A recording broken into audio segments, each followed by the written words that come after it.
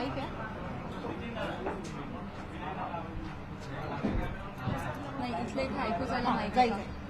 हा आहे. मध्ये ठेव. आवाज वरून मध्ये ठेव.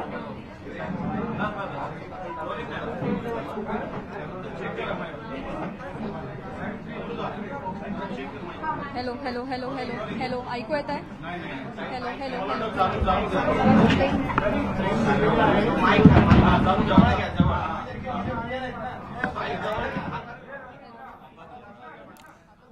तर बीडच्या मोर्चावरून अनेक घडामोडी आता घडताना आपल्याला दिसत आहेत. राष्ट्रवादीच्या नेत्या रुपाली ठोंबरे यांनी काही वेळापूर्वीच फेसबुकवरती पोस्ट केलेली आहे. त्यामध्ये जितेंद्र आव्हाड यांच्यावरती आरोप करण्यात आलेले आहेत. पैसे देऊन आंदोलकांना बोलवल्याचा या संदर्भात त्यांनी पोस्ट केलेली आहे.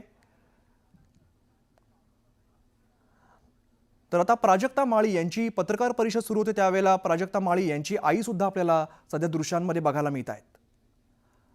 प्राजक्ता माळी या काय बोलणार हे पाहणं आता महत्त्वाचं असणार आहे.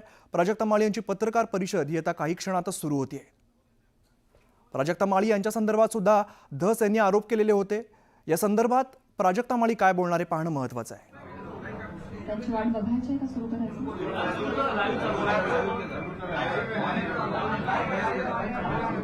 सगळ्यांना नम्रतापूर्वक नमस्कार. इतक्या मोठ्या संख्येनं तुम्ही सगळेजण आलात, शॉर्ट नोटीसवर आलात, मनापासून धन्यवाद. तुम्हा सगळ्यांना आज आपण इथे का जमलोय हा विषय माहिती आहेच आहे. बीड जिल्ह्यातील माननीय आमदार श्री सुरेश धस यांनी काल प्रसार माध्यमांशी बोलताना जी काही टिप्पणी केली त्या संदर्भात तीव्र निषेध व्यक्त करण्यासाठी आज मी तुम्हा सगळ्यांसमोर आलेली आहे. काल नाही तर गेले 1.5 महिन्यापासून हा सगळा प्रकार चालू आहे आणि गेले 1.5 महिने अत्यंत शांततेनं मी या सगळ्याला सामोरी जाते. सगळ्या ट्रोलिंगला, सगळ्या निगेटिव्ह कमेंट्सना, आणि ही माझी माझी मूकसंमती नाहीये. मी माझ्यासारख्या अनेक महिला, कलाकार या सगळ्यांचीही हतबलता आहे. हे शांत राहणं तुम्हा सगळ्यांमुळे कुठे ना कुठेतरी आमच्यावर बेतलेलं आहे. एक व्यक्ती आपल्या कुठल्या तरी रागाच्या भरात, उद्वेगाच्या भरात काहीतरी बरळून जाते. त्यानंतर त्या 2 वाक्यांचा मीडिया 1000 व्हिडिओ करतो, तेवढेच शब्द पकडतो, त्याच्यावर 1000 व्हिडिओज बनतात युट्यूब चॅनल्सवर. मग एका सेलिब्रिटीला त्याच्यावर वक्तव्य करणं भाग पाडलं जातं. मग ती बोलते, मग परत पहिल्या व्यक्तीला वाटतं आता आपण बोललंच पाहिजे, मग ती परत व्यक्ती बोलते, मग आता परत बोलणं क्रमप्राप्त होतं कारण आता नाही बोलली का, गप्प बसली का, मागे हटली, मग ही परत व्यक्ती बोलते. ही चिखलफेक चालू राहते, महिलांची अब्रू निघत राहते आणि सगळ्यांचं मनोरंजन होतं. हे होऊ नये, सगळ्या समाज माध्यमांसमोर ही चिखलफेक होऊ नये म्हणून मी यात पडले नाही. मी शांत बसणं हा पर्याय स्वीकारला. या गटारात मी दगड टाकणं योग्य समजलं नाही. ऑल्सो मला असं वाटलं की हा विषय इतका खोटा आहे, ती गोष्ट इतकी धादांत खोटी आहे, त्याला काही बेस नाही. एका सांस्कृतिक कार्यक्रमामध्ये सत्कार स्वीकारताना काढला गेलेला एक फोटो, ती आमची एकमेव भेट, धन्यवाद, हा एकमेव संभाषण, एक शब्द, याच्यावरून एवढी आवई उठावी, त्याला मी का प्रत्युत्तर देऊ? जेव्हा त्या गोष्टीवर मी भाष्य करते, 10 लोकांपर्यंतची गोष्टी 1000 लोकांपर्यंत पोहोचतात. ती जर गोष्ट खोटीच असेल तर ती किती काळ टिकणार? त्या गोष्टीला आपण किती महत्व द्यायचं? म्हणून मी त्या गोष्टीकडे दुर्लक्ष केलं.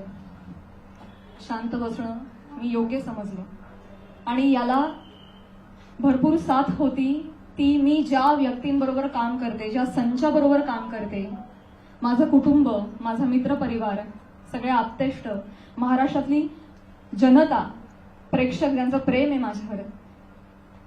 कोणीही माझ्यावर एका शब्दानेही कधी शंकेच्या दृष्टिकोनातून पाहिलं नाही, कधीही मला विचारलं देखील नाही.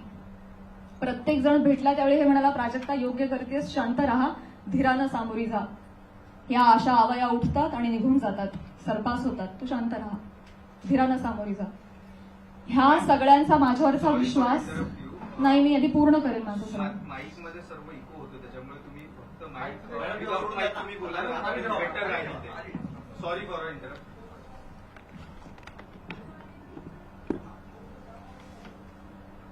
तर ह्या सगळ्या ज्या आवया असतात, जशा निघतात तशाच निघून जातात. असं सगळं असल्यामुळे आणि या सगळ्यांचा पाठिंबा आणि माझ्यावरचा विश्वास इतका दांडगा होता ही माझ्यासाठी अत्यंत जमेची बाजू होती. त्यामुळे मला माझ्या चारित्र्यावरचं एक्सप्लेनेशन द्यायला समोर यावं अशी गरजच वाटली नाही. आज ही वेळ येतेय, ही अत्यंत नामुष्की आहे आणि ती वेळ आली आहे कारण एक लोकप्रतिनिधी याच्यावर टिप्पणी करतात. एखादी रुमर आहे, रुमरचंही खरं त्याला स्थान नाहीये, पण एखादी असंच उठलेलं वावटळाविषयी जेव्हा लोकप्रतिनिधी, जे लोक ज्यांना आपण जनतेनं निवडून दिलंय, आपले प्रश्न विधिमंडळात जाऊन त्यांनी आपले प्रश्न मांडावेत, आपल्यासाठी न्याय मागावा, आपल्या हक्कांचं रक्षण करावं, आपलं रक्षण करावं, अशी ज्यांच्याकडून आपली अपेक्षा आहे, अशी मंडळी जेव्हा आपल्यावर चिखलफेक करतात तेव्हा ही गोष्ट गांभीर्यानं घेण्याची वाटली मला. आणि म्हणूनच आज मी तुम्हा सगळ्यांसमोर आले. काल जर हे असं बोलले नसते तर मी तशी शांत बसले होते आणि मी याच्यावर कधी कधी भाष्य केलं नसतं, पण काल त्यांनी ते वक्तव्य केल्यामुळे मला आज तुम्हा सगळ्यांसमोर यावं लागलं. कारण जेव्हा एक लोकप्रतिनिधी असतो जो हजारो लाखोंचं नेतृत्व करतो, लाखो जनता त्यांच्या विचारांना फॉलो करते, जेव्हा ते बोलतात तेव्हा त्यांची विचारधारा लाखोंची विचारधारा होते, ते त्या गोष्टींवर कुठेतरी ठसा उमटवतात आणि खरी आहे असं भासवतात, तेव्हा मात्र ही फार गंभीर बाब होऊन जाते. माझा एक बेसिक प्रश्न आहे सुरेश धस साहेबांना. तुम्ही एक राजकारणी आहात, आम्ही एक कलाकार आहोत. तुम्ही एका दुसऱ्या राजकारणावर कुठेतरी कुरघोडी करताय, टीका करताय, तुमचं जे काय चालू आहे लखलाभ तुम्ही ते करत राहा. या सगळ्यांमध्ये तुम्ही कलाकारांना का खेचता? आम्हा कलाकारांचा ह्याच्यामध्ये काय संबंध? काय बीडमध्ये काहीतरी कायदा सुव्यवस्थेचा काही प्रश्न निर्माण झालेला आहे, त्याच्यावर भाष्य करत असताना कलाकारांवर गाडी का घसरते? ते इव्हेंट मॅनेजमेंट विषयी काहीतरी सांगत होते की यांच्याकडून शिकावं इव्हेंट मॅनेजमेंट. मान्य, पण मग महिला कलाकारांचीच का नावं येतात? का परळीला कधीच कोणी पुरुष कलाकार गेला नाही का हो कार्यक्रमाला? त्यांची नावं का नाही येत? इव्हेंटमॅनचं तुम्हाला जर एक उदाहरण द्यायचं आहे तर पुरुष कलाकारांची नावं घ्या ना.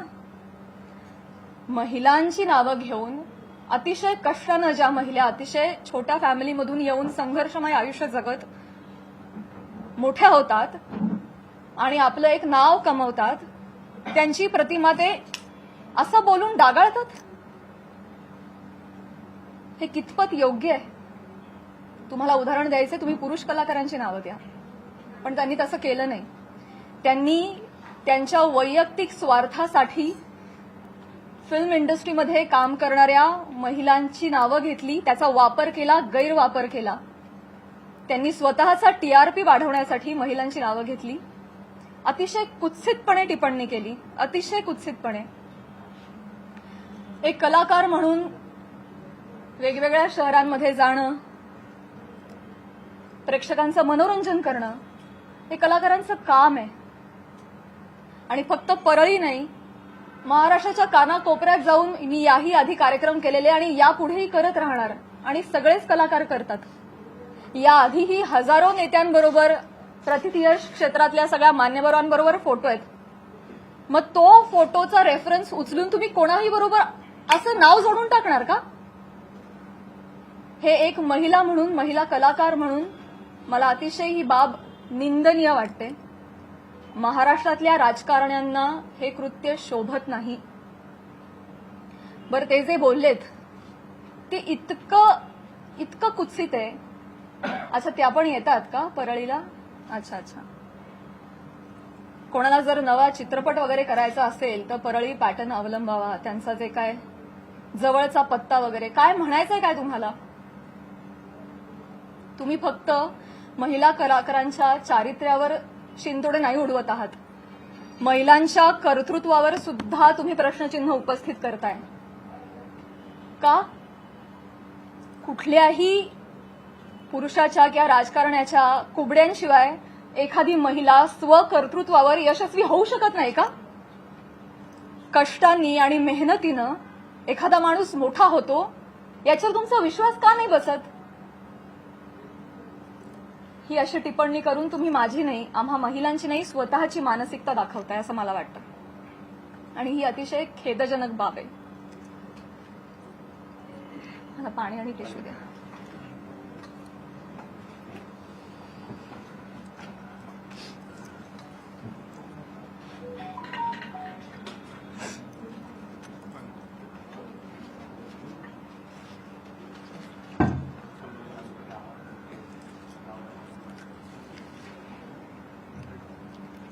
महिलांची अब्रू, स्पेशली फिल्म इंडस्ट्री मधल्या महिलांवर फार सॉफ्ट कॉर्नर, फार सॉफ्ट टार्गेट कोणी यावं, पटकन नावं घेऊन जावं.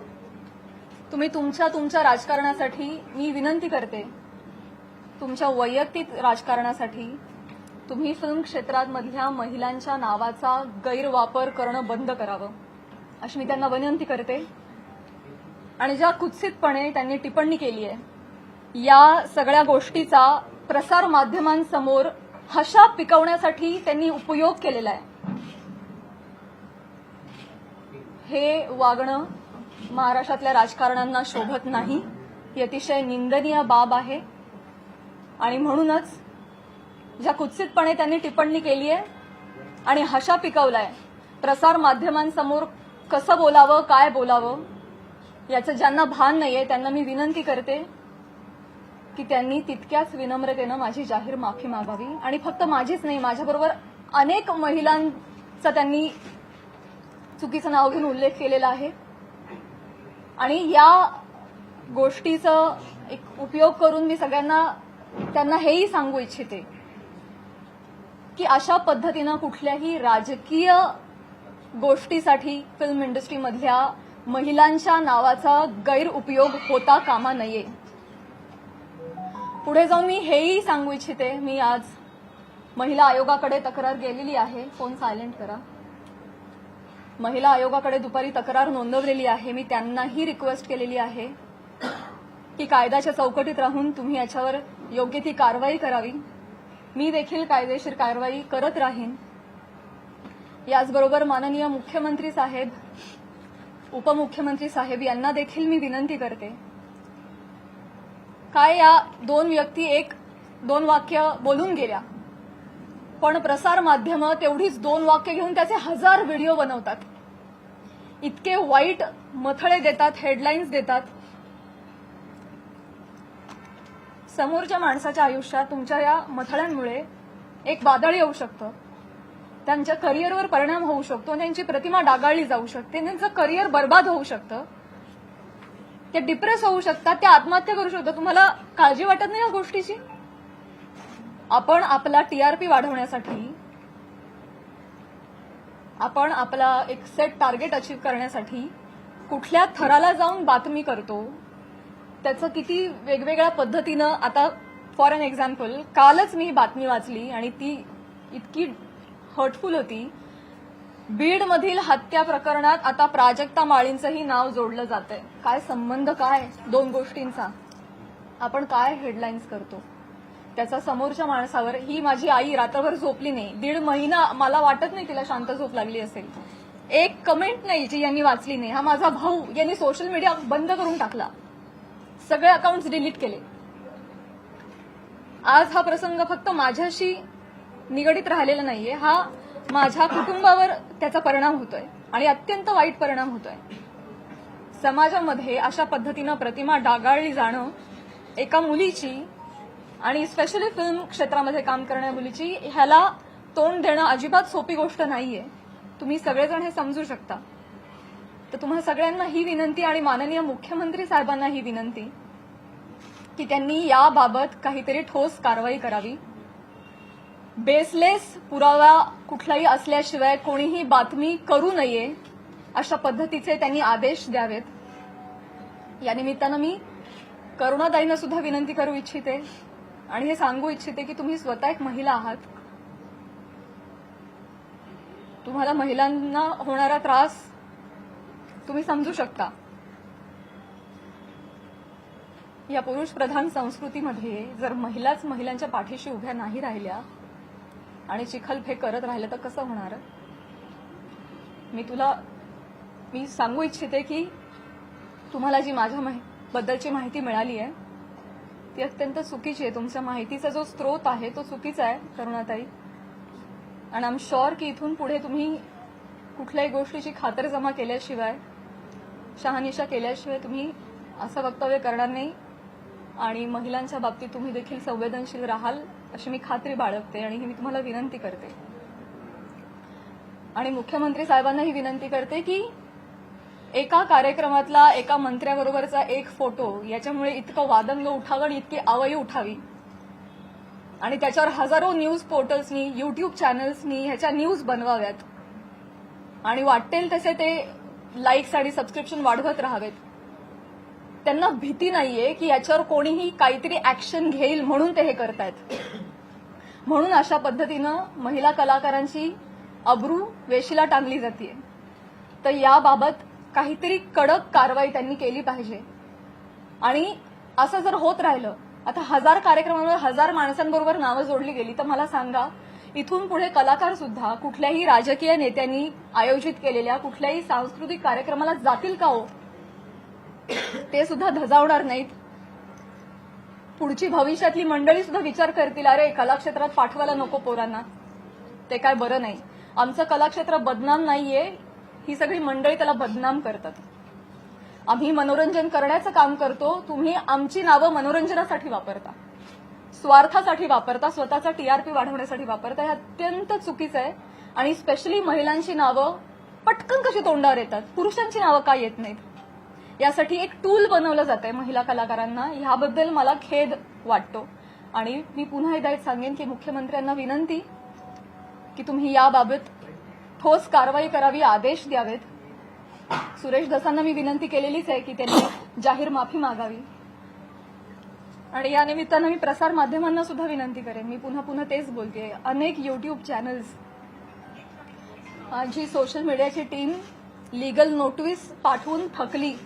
एक युट्यूबचा व्हिडिओ डाऊन होतो तर 3 रोज नव्याने उभे राहत होते. तर एखाद्या गोष्टीचा एक संदर्भ घेऊन तुम्ही वाटेल ते मथळे देऊन जे न्यूज करता, तुम्ही सुद्धा कुठेतरी या बाबतीत स्पेशली महिलांच्या चारित्र्यासंबंधात असलेल्या गोष्टींवर तुम्ही तरी संवेदनशीलता दाखवणार आहात की नाही? टीआरपीसाठी, तुमचं टार्गेट कंप्लीट करण्यासाठी किती खालच्या घराला जाऊन तुम्ही बातम्या करता, हे योग्य आहे का? अशी मला तुम्हालाही प्रश्न विचारायचे आणि तुम्हालाही विनंती करायची की आपण सुद्धा एक सभ्यतेची पातळी सोडली नाही पाहिजे. आपण महाराष्ट्रात राहतो. महाराष्ट्र अतिशय सुज्ञ मंडळींचा प्रदेश आहे आणि तुम्ही कोणीही अशा पद्धतीनं मुळात आदेश आले पाहिजेत, त्याच्यावर ठोस कारवाई झाली पाहिजे. आणि आपण एक माणूस म्हणून सुद्धा, एक मराठी माणूस म्हणून सुद्धा आपण सुद्धा आपल्याला काहीतरी नियम घालून घेतले पाहिजेत असं मला वाटतं. मी माझं पूर्ण करते भाऊ. या निमित्तानं महाराष्ट्रातल्या जनतेला सुद्धा मला म्हणायचं आहे की आपण आता एआयच्या जमान्यात आहोत. सोशल मीडियावर वाटेल तसे लोक व्यक्त होतात. मॉर्फ करणं, video, photo, call recordings, fake generate करणं, फेक चॅट्स करणं हे अतिशय सोपं आहे. डाव्या हाताचा मळ आहे. आता हे फार अवघड नाही राहिलेलं आहे. तर महाराष्ट्रातल्या जनतेनं सुद्धा सतसत विवेक बुद्धी जागरूक ठेवावी आणि आपण सोशल मीडियावर कसे व्यक्त होतो याची सभ्यता पाळावी. आपल्या आई बहिणीच्या बाबतीत जर अशी गोष्ट घडली असती तर आपण असं लिहिलं असतं का, असं त्यांनीही विचार करावा. सारासार विचार करून व्यक्त व्हावं. सगळ्यांनीच ही जी बाब आहे ती अतिशय गांभीर्यानं घ्यावी हवी. इथे मी फक्त माझ्या न्यायासाठी नाही बोलत आहे. इथे मी आज सगळ्या सिने क्षेत्रात, कला क्षेत्रात काम करणाऱ्या सगळ्या महिलांच्या वतीनं बोलतीये. आज त्यांचं प्रतिनिधित्व करते असं मी म्हणेन. की समाजामध्ये उजळ माथ्यानं जगण्यासाठी आम्हाला एक फ्रीडम असलं पाहिजे, एक मान सन्मान ठेवला गेला पाहिजे. यासाठी तुम्ही सुद्धा ती डिग्निटी पाळणं गरजेचं आहे आणि तो मान सन्मान देणं गरजेचं आहे असं मला वाटतं आणि तुम्ही ते कराल अशी मी आशा व्यक्त करते. तर एक प्रश्न असा होता की आता- आपण ज्या पद्धतीने आता एकच प्रश्न आहे. काही सुरेश दास यांनी महिला statement आयोगाकडे दिलं. आपण माफी अच्छा, मागणार नाही ओके, वन बाय वन जाऊया. काही सुरेश महिला दास म्हणतात, आयोगाकडे प्राजक्ता आपण- माळींची माफी मागणार नाही. सुरेश दास म्हणतायत प्राजक्ता माळींची मी जाहीर माफी मागणार नाही. मी त्यांना मागणी केलेली आहे. त्यांनी ज्या कुत्सितपणे भाषा पिकवण्यासाठी हा मुद्दा उचललाय, ज्याला काही बेस नाही, तर मी मागणी केलेली आहे आणि मला खात्री आहे की माननीय मुख्यमंत्री साहेब, माननीय उपमुख्यमंत्री साहेब, महिला आयोग याच्यावर कठोर कारवाई करतील आणि योग्य ती गोष्ट घडवून आणतील. महिला आयोगाकडे आपण तक्रार दाखल केलेली आहे. आपण कायदेशीर पाऊल म्हणजे पोलीस स्टेशनमध्ये जाऊन धस यांच्या विरोधात काही तक्रार दाखल करणार आहात का? ज्या पद्धतीने आता ते म्हणतायत की आम्ही माफी मागणार नाही म्हणून, तर आपण कायदेशीर पाऊल नेमकं काय उचलणार आहात? महिला आयोगाकडे तक्रार दिलेली आहे. आज किंवा उद्या मुख्यमंत्री साहेबांची भेट मला मिळणार आहे. त्यांना समक्ष जाऊन मी पत्र देणार आहे. उपमुख्यमंत्री साहेबांना जाऊन भेटणार आहे. त्यांना देखील समक्ष जाऊन पत्र देणार आहे, निवेदन करणार आहे. आणि जर गोष्ट काही घडली नाही आणि ही देखील महिला म्हणून हलक्यात घेतली तर डेफिनेटली माझ्या वकिलांमार्फत मी योग्य ती कारवाई करेन. आणि माझ्या एकटीच्या न्यायासाठी नाही, मी समस्त कला क्षेत्रात काम करणाऱ्या महिलांच्या वतीनं पाऊल उचलेन. भाजपचे आमदार आहेत आणि मुख्यमंत्री गृहमंत्री कारवाई करतील असं वाटतं. आता तुम्हाला एक चान्स दिला ना, बाकीच्यांना पण chance. या प्रकरणाची सुरुवात तुम्ही उल्लेख देखील केला, करुणा मुंडे यांच्या व्हिडिओपासून झाली होती. तर तुम्ही सुरेश धस यांच्यावरती कारवाई करावी अशी मागणी करताय. करुणा मुंडे यांची तक्रार तुम्ही महिला आयोगाकडे केली का किंवा करणार आहात का? मी ऑलरेडी त्यांना देखील नोटीस पाठवली आहे, करुणाताईंना तेव्हाच पाठवली आणि त्यानंतर त्यांनी काही वक्तव्य केलं नाही, त्या शांत बसल्या. त्यामुळे मी पुढे काही त्यांच्यावर कारवाई केली नाही. मराठी चित्रपटसृष्टी तुमच्या मागे खंबीरपणे उभी आहे का? डेफिनेटली आहे. मराठी चित्रपटसृष्टी, सगळे कलाकार खंबीरपणे माझ्या पाठीशी आहेत आणि मी सगळ्यांचं नेतृत्व करेन. सुरेश धस यांनी ही पत्रकार परिषद आपली चालू आहे त्याच्यानंतर त्यांनी प्रतिक्रिया अशी दिली की हे संतोष देशमुख प्रकरण दुसरीकडे नेण्यासाठी म्हणून तुम्ही ही पत्रकार परिषद घेतली. मला हेच सांगायचं आहे तुम्हाला सगळ्यांना, हेच सांगण्यासाठी आज मी आली आहे की तुमच्या राजकीय हेतूसाठी तुम्ही कला क्षेत्रातल्या कलाकारांची नावं का जोडताय? कलाकारांचा आणि राजकारणाचा काही एक संबंध नाहीये. तुम्ही जर कालच्या त्या भाषणामध्ये आमचं नाव घेतलं नसतं तर आज मी तुमच्यासमोर इथे नसते. मी आज माझ्या ज्योतिर्लिंग यात्राला असते. त्यांनी नाव घेतल्यामुळे आज मला इथे बसावं लागतंय. त्यांनी सुरू केली ही गोष्ट.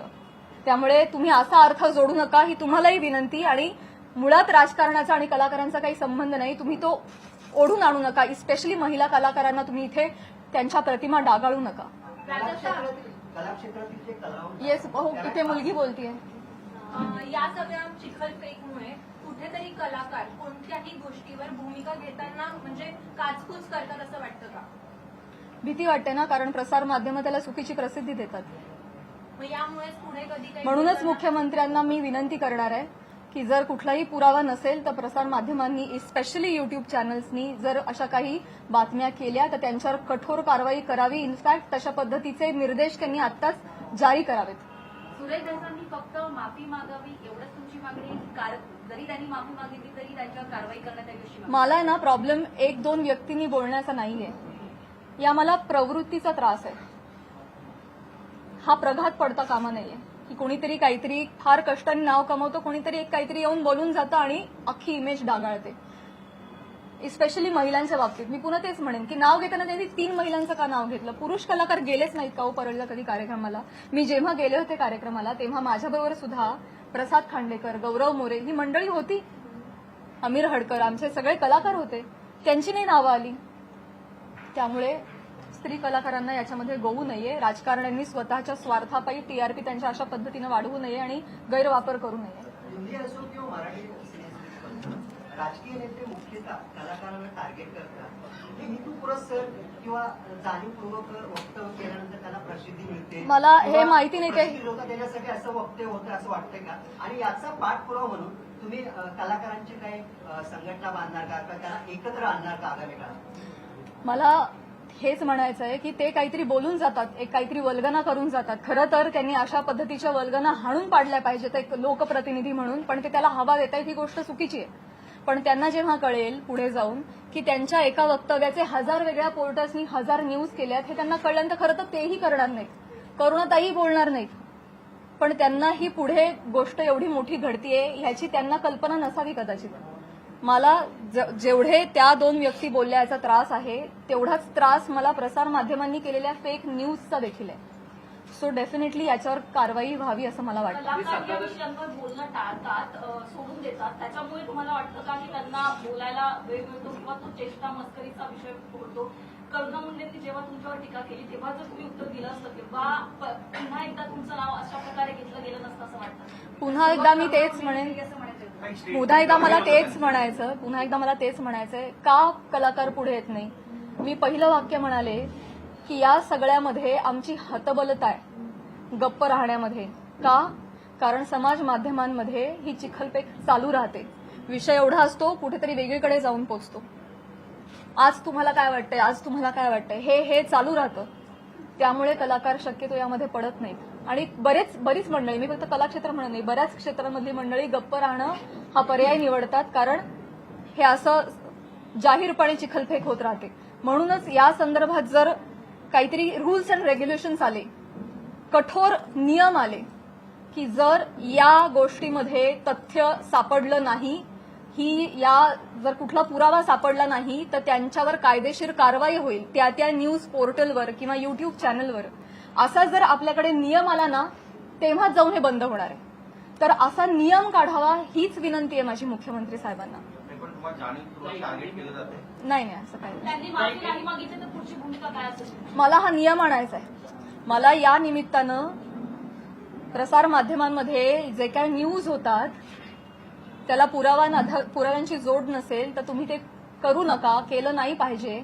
ते खोटं आढळल्यास कायदेशीर कारवाई होईल अशा पद्धतीचा नियम आला पाहिजे. हे माझं खरं उद्दिष्ट झालंय. आता असंही म्हणाल की मुंबईत जाऊन मी बोलणार आहे प्राजक्ता माळेंसोबत. स्वागत आहे.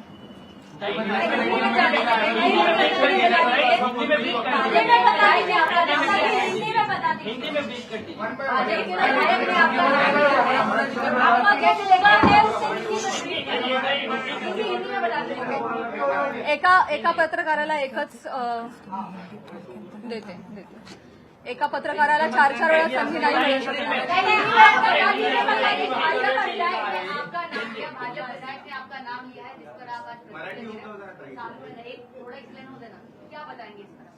सगळ्यात शेवटी हिंदी बोलू, मराठी अजून 1-2 प्रश्न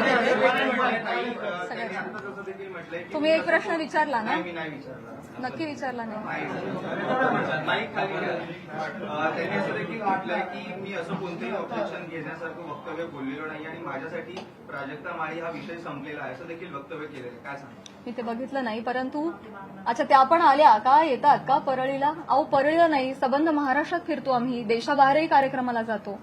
परळी पॅटर्न, जवळचा पत्ता, तुम्हाला जर चित्रपट बनवायचा असेल तर परळी पॅटर्न म्हणजे म्हणायचं काय? हे डेफिनेटली अतिशय निंदनीय वाक्य आहेत, अतिशय डिरोगेटरी आहेत. या मागचा सूचित अर्थ कळू नये इतका महाराष्ट्र आणि मी दुधखुळी नाहीये. त्यांना जे आडून बोलायचं होतं हे सगळ्यांना कळतंय. त्यामुळे परळीला येतात म्हणजे मी काहीच बोलू नये असं नसतं. नुसतं ताई म्हणून काही होत नाही. त्याच्या अवतीभवती तुम्ही जे हातवारे करता, तुमचे जे हावभाव असतात, एका महिलेचं चारित्र्य एवढ्या रिॲक्शननी सुद्धा डागाळू शकतं. समाज माध्यमांसमोर, प्रसार माध्यमांसमोर हशा पिकवण्यासाठी त्यांनी हा मुद्दा वापरलाय. तो डेफिनेटली अतिशय निंदनीय आहे, अतिशय खालच्या पातळीचा आहे आणि तो चुकीचा आहे, याचा मी निषेध करते. मॅम, क्लॅरिफिकेशन देताना नेहमी महिलाच का देतात? तुम्हाला वाटत नाही का ज्यांच्याशी नाव जोडलं जातं त्यांनी सुद्धा हे दिलं पाहिजे? आतापर्यंत बॉलिवूडमध्ये सुद्धा अशा अनेक गोष्टी घडलेल्या आहेत, पण महिलाच टार्गेट का होते याच्यावर तुम्हाला काय वाटतं? हाच माझा प्रश्न आहे मुख्यमंत्री साहेबांना सुद्धा, की हे महाराष्ट्रामध्ये एक निर्भेळ वातावरण कला क्षेत्रातल्या महिलांच्या बाबतीत असलं पाहिजे आणि आम्ही सॉफ्ट टार्गेट होता कामा नये. कुठल्याही राजकीय व्यक्तींच्या स्वार्थापायी आमच्या नावांचा गैरवापर झाला नाही पाहिजे, हीच तर माझी विनंती आहे आणि हे दुःख आहे. आणि हे दुःख आहे. आज मला माझ्या चारित्र्याच्या क्लॅरिफिकेशनसाठी प्रेस कॉन्फरन्स घ्यावी लागते. हीच निंदनीय गोष्ट आहे. हे महाराष्ट्रात होत आहे, सावित्रीच्या लेकींबाबत होत आहे. मला याचं दुःख आहे. करुणा मुंडेंनी ज्या पद्धतीने सुरुवात केली किंवा सुरेश दासांनी ज्या पद्धतीने सुरुवात केली, पण या सगळ्या गोंधळामध्ये ज्या व्यक्तीसोबत नाव जोडलं गेलं, परळीच्या एका व्यक्तीसोबत नाव जोडलं गेलं, तर तुला असं नाही वाटत का की त्या व्यक्तीकडून सुद्धा काहीतरी वक्तव्य आलं पाहिजे की जे काही चालू आहे त्याच्या नाही, मला नाही वाटत. नाही. प्राध्यापक मुख्यमंत्री देवेंद्र फडणवीस सुरेश दसांवरती कारवाई करतील असं वाटतं का तुमच्या भेटीनंतर? मी म्हटलं ना, त्यांनी माफी मागणं, त्यांनी बोलणं, त्यांना हा प्रकार चुकीचा आहे हे कळलं पाहिजे. त्याचे परिणाम काय होतात हे कळलं पाहिजे आणि पुढे जाऊन या बाबतीत कठोर नियम झाले पाहिजेत. हे आता माझा मोठा उद्दिष्ट आहे. एका व्यक्ती संदर्भात तेवढा मुद्दा, त्यांची माफी, एवढा छोटा विचार मी नाही करणार. या बाबतीत काहीतरी कठोर निर्णय झाले पाहिजेत, काहीतरी रूल्स अँड रेग्युलेशन्स बसले पाहिजेत. इथून पुढे कुठल्याही महिला कलाकाराला, ही मी आज ह्या सगळ्या गोष्टीची पार्श्वभूमी घेऊन म्हणते, भविष्यात मला किंवा कला क्षेत्रात काम करणाऱ्या कुठल्याही महिलेला अशा पद्धतीच्या गोष्टींना सामोरं जायची वेळ येऊ नये यासाठी मी प्रयत्न करेन. आता तुम्ही म्हणाला की कला राजाश्रय मिळालेले मुक्ती होते आणि असे म्हणाला की महाराष्ट्रात आम्ही जर नाहीच फिरलो तर रसिकांचं कसं मनोरंजन होणार? अगदी बरोबर आहे, पण तुम्ही बाहेर नाही गेला तर त्याचं तुमचं नुकसान आहे, तुमचीच कला जनतेसमोर येणार आहे असं वाटत आहे तुम्हाला? मला प्रश्न नाही कळला. ठीक आहे, मनोरंजन ठीक आहे. कलेला राजाश्रय मिळाल्यानंतरच ती कला मोठी होती. महाराष्ट्रभर फिरताय, राजकारणाचे कार्यक्रम अटेंड करता असं तुम्ही म्हणताय. आता तुम्ही जर नाही गेला तर त्याच्यामुळे तुमचं परिणाम होणार आहे, तुमचं नुकसान होणार आहे असं वाटतं तुम्हाला? डेफिनेटली मुळात वेगवेगळ्या शहरांमध्ये जाऊन, वेगवेगळ्या ठिकाणी जाऊन प्रेक्षकांचं मनोरंजन करणं हेच तर कलाकारांचं काम आहे, कर्तव्य आहे. निखळ मनोरंजनासाठी तर कलाकार प्रेक्षकांशी संवाद साधण्यासाठी वेगवेगळ्या ठिकाणी जातात आणि गेलंच पाहिजे. ते आमचं उपजीविकेचं साधन पण आहे आणि आमच्या स्वातंत्र्यावर अशी गदा नाही येऊ शकत ना. त्यामुळे कलाकार धर्म आम्ही पाळतोय, पण त्याचा असा पद्धतीनं चुकीचा अर्थ काढणं हे क्लेशदायक आहे. तेव्हाच कला मोठी होईल जेव्हा त्याला राजाश्रय मिळाली पाहिजे. म्हणूनच म्हणते रूल्स अँड रेग्युलेशन्स आणा. हिंदी में प्रेस नाही, ठीक आहे. नाही, ठीक आहे.